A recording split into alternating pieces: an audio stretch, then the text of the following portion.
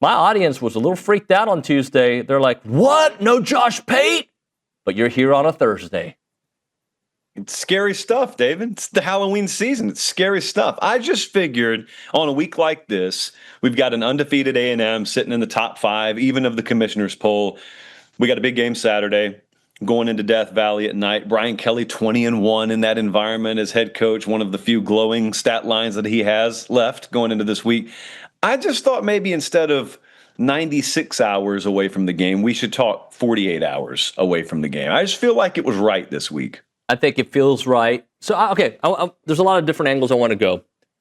There's been a lot on social media, and maybe because of the stuff I click on when it's not clicking on fitness or politics, there's been a lot of stuff about A&M, people trying to poke holes. I just saw a tweet a moment ago. I did this power rankings, and A&M, every team they're playing the rest of the year is like 11th on my power rankings. Like their schedule's soft and this and that, and they're avoiding teams. What do you say that about A&M's schedule so far and what's still ahead? I would say who cares to everything you just said. I do my own power ratings, and only just this past week did A&M jump Texas. Okay, so you think I've looked at that computer model over the past few weeks and thought less of A&M because the model would favor one? I don't care. I look at the product on the field and what you and I have talked about like half a dozen times already this year, the ways in which they can win, the multitude of ways in which they can win. Okay, that's a good thing. That's a plus. I don't have to worry about complacency because they haven't won anything. I think another thing that's going to happen down the stretch here, which has already been happening, is you'll have a lot of people try and poke holes in a sense of rumoring Mike Elko for other jobs. So you're going to have to deal with that noise as well. And all of it doesn't mean anything as long as you keep winning games. So I don't know of any winner out there who has ever dealt with a noise-free environment as they get closer and closer and closer to their goals, whether it be Atlanta, whether it be the college football playoff, or even before that, whether it be Saturday night in Baton Rouge or towards the end of the year. You guys play Texas in College Station. You go to Austin, right? Go to Austin. Yeah, so every step of the way that's going to happen, that is a privilege. Now, it's a detriment if you can't block it out, but it's a privilege. Like, imagine the alternative here. I know I sound like Elko a little bit, but imagine the alternative. The alternative is nobody's talking about you. Like South Carolina. No one's talking about South Carolina right now. No one's talking about Florida except who are they going to hire as the replacement coach? They didn't get the job done. They're talking about A&M. That's a very, very good thing. Now you get to find out, or maybe the doubters get to find out, whether what they've always thought about that program is right and A&M will fumble an opportunity, or whether people like us are right, that just because something has been doesn't mean it's always going to be. I want to follow that up with, when we're talking about schedule, also when you take on teams. So Auburn, to me, was desperate when A&M played them because they got hosed, right? Yep. Florida was desperate because their season was on the line against A&M. Arkansas was emotionally charged because this was Bobby Petrino's first game at home, and you know that offense is amazing. And now they're taking on a desperate LSU team because their season, their playoff aspirations really come down to this weekend and then the following after their bye week against Alabama. So to me, it also matters when you play these teams, Josh. Yeah, you're talking about one of my biggest pet peeves in college football.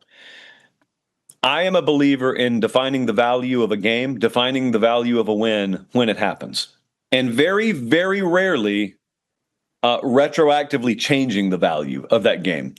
Take Penn State, Oregon, okay? If anyone's calling you an Aggie homer for making this point or calling me an SEC homer, all right, we'll take Penn State, Oregon as an example. Oregon goes to Penn State. Oregon beats Penn State in overtime.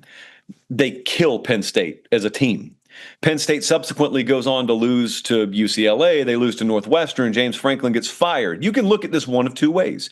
You can either look and retroactively say, oh, it turns out Oregon didn't play a good team that night. Or you could properly understand, no, Oregon played a really good team that laid its life out on the field and lost and was dead, and Oregon's the reason they died. Oregon's the reason they looked like they did the rest of the year. Therefore, I'm still going to give Oregon a ton of value for that win.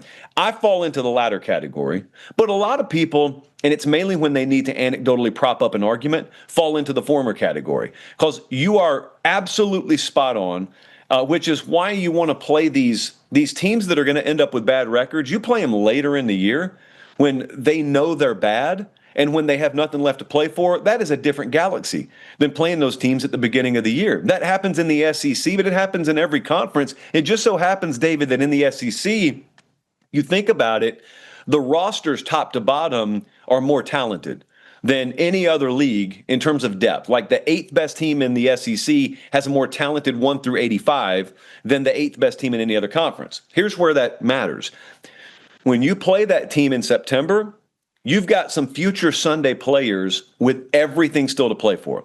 Now, if you play them in November when they're tapped out, the resistance you get's a lot different. People don't respect that. They never respect it. And because disproportionately you end up making this argument about SEC teams, you're viewed as an SEC homer when you make the argument publicly. So a lot of times I'm happy with a team like Ole Miss or a team like A&M even, where maybe we won't have to resort to that later in the year. Maybe they'll have enough breathing room where it doesn't come down to scheduling semantics and it doesn't come down to comparative analyses, and they're just solidly in no matter what. I look at this game in Baton Rouge, and I know the history there. I know how difficult it is to win at LSU. I get that, right? But I look at this as maybe a must-win for A&M from this perspective. I know it's a must-win for LSU, but for A&M, you win this game, it's not a guarantee you're in the playoffs. You're probably in the playoffs, right? Because you just got to win home games at that point. You got to beat Samford. You're going to do that. You got to beat South Carolina. And you're a 10-win team. I would assume a 10-win team gets into the playoffs from the SEC. That's an assumption. But, like, that's my mindset is, as a fan slash, if I were a coach, you got to win every game in front of you. But, like, you win this game, you got that second road win that people were wondering if you could even get one.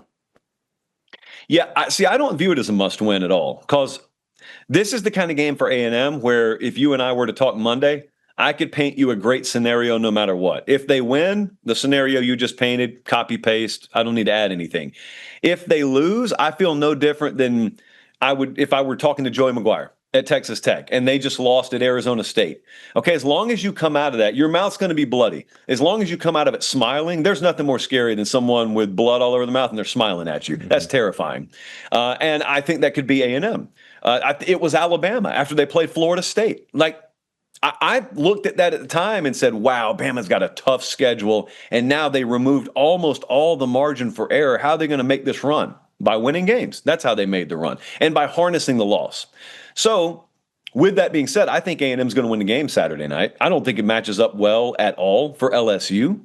But if I'm wrong and somehow they figure out a way to make A&M turn the ball over 4 or 5 times like they did Florida, it's not great. It's not a great feeling. And some of the trends that are troubling throughout the history of being an A&M fan continue, but it's not the end of the world. This thing's 12 teams deep now, not 6. So it's not the end of the world. But I am very interested because I've started to get a little concerned throughout the week about how relatively confident I am about A&M in this game. And I feel the same way about Oklahoma against Ole Miss, by the way. I have this strange level of confidence for a game where the spread is 2.5 on this one and 4.5 or 5.5 on that one. So I just want to fill you out on this confidence level this Saturday. Where are you at? I'll explain why I'm as high as I am. All right. I'm extremely confident that A&M is going to win and win convincingly. And then I pause like, wait, I'm not allowed to think that. They're going to freaking Death Valley. We haven't won in Death Valley since, the Lincoln administration. Like, in my mind, that's how, like, I almost feel like I'm not allowed to feel this way, but that's how I feel. And that's coming after a horrible defensive performance against Arkansas. And I justified in my head, yeah, but Arkansas's offense is different. That's different. So I don't know. I'm all over the place, Josh, but I feel very confident, and I almost feel bad for feeling as confident as I do. Yeah, there are a lot of teams in the league on a second leg of back-to-back road games this week. I don't know if you've noticed that. It's weird how that happened this week. Texas A&M, Ole Miss is that way, or several of them. Okay, so let me walk you. Missouri is another one. So let me walk you through why I am where I am. LSU, we all know, cannot run the ball right now. They're in the 100 teens in that category, and it made them the lowest play action rate team in the league because no one respects their ability to run. Nuss also cannot really push the ball down the field. So no one respects their ability to stretch the field vertically either. They've done a very bad job of getting the ball into the hands of playmakers, something A&M's done a much better job at than them. They know it internally. It's a bad deal for them right now. Okay, so In the past, when A&M or when LSU rather has struggled with this, it just so happens they face teams that cannot score, cannot make them pay for it. That is not the case here. So first off, you can't run it.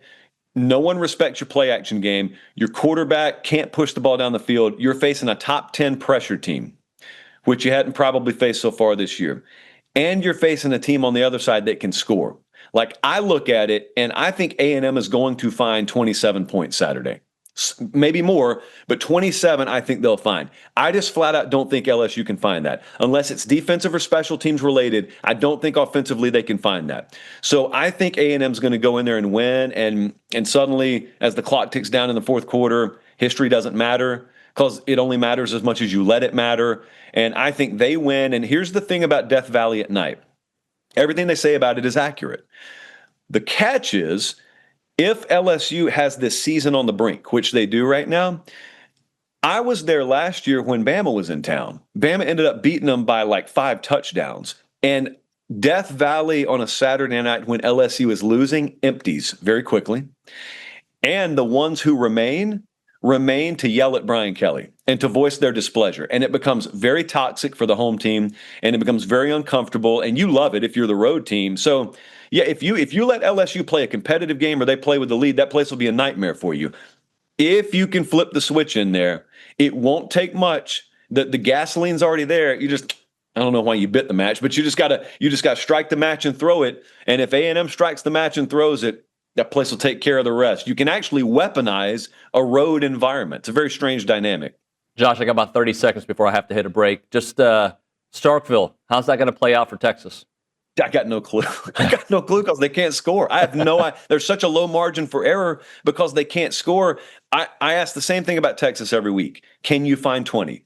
If you find 20, you can reliably count on your defense to, pitch less than a 20-point game. That's not a shutout, but I lean Texas slightly. Look at my hand, David. I'm terrified. I'm terrified for him this week. Josh, I appreciate you, sir. Thank you very much. Appreciate it, David.